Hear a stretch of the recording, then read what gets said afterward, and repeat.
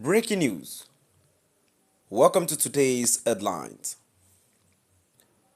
Okonjo Iweala cries out over leadership failure in Nigeria. Says Nigeria is not where it should be.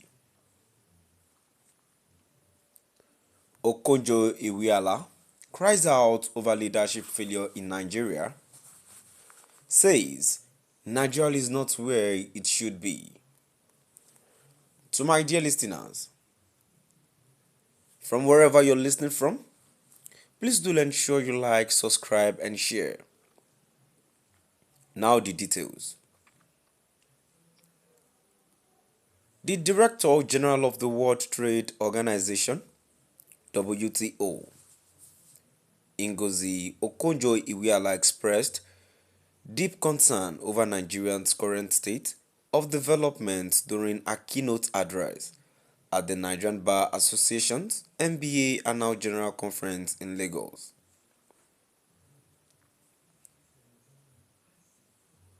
Okonjo-Iweala called for policy consistency, urging against the frequent abandonment of effective policies with each change in administration.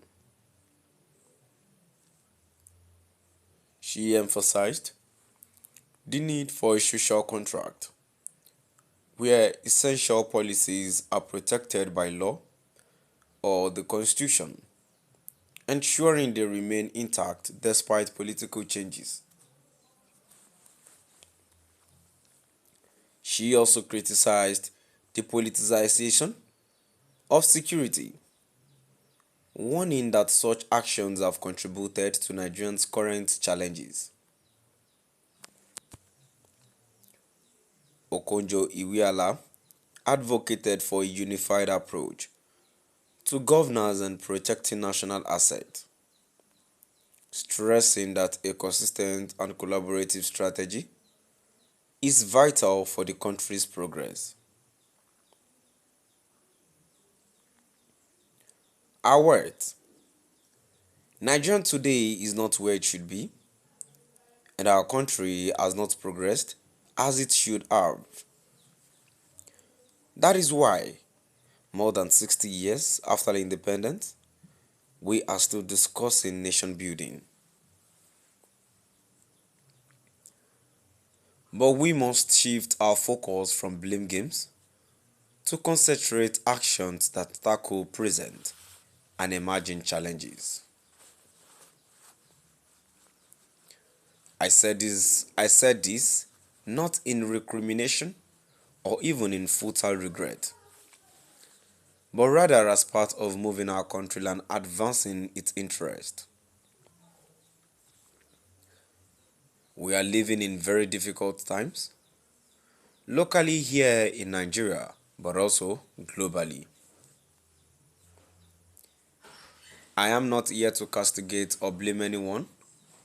I am here to speak to all government of my country, all political parties, all Nigerians about a positive way forward for the country. We all understand that where policies are bad and not working, of course politics should intervene. But where things are working to the good, we ask, why fix that? Why fix what is not broken? By social contract, I mean a fundamental cross-party, cross-societal agreement that certain things in the economy, in the country, in policy and in society are sacrosanct and shall not be touched or changed when administrations change. The social contract is about how we pool our resources to provide the public goods we agree are needed and how we support those affected by adverse shocks. I am saying is that all major actors in the governance of our country should agree on some basic parameters for security, macroeconomic, and social stability, and the enabling environment for future dynamism and growth of our country.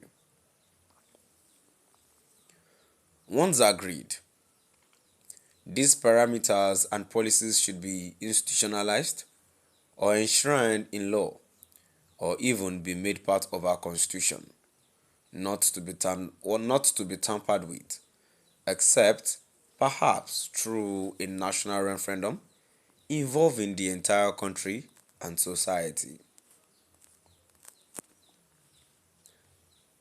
Maintaining good economic and social policies, that is, maintaining policy consistency and adding more reforms on top of that will lead us along the path of good progress that we all desire. As we know, our political leaders have thus far never been able to agree to stick to a common set of principles and policies that deliver on a consistent basis for citizens, irrespective of ethnic group or political persuasions. A special contract should become a basis for the virtuous cycles of reform, growth, peace, security, and trust that have too long eluded us. So, my dear listeners, now we've come to the end of our today's news. And now, before I go, let's move down to the before I go in contribution to that. I feel what Okonjo Iweala said is the truth.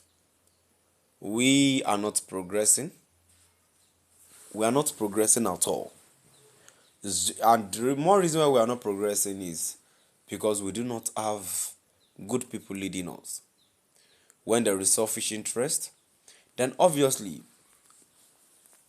nothing good will come out of it. In the government of today, we have that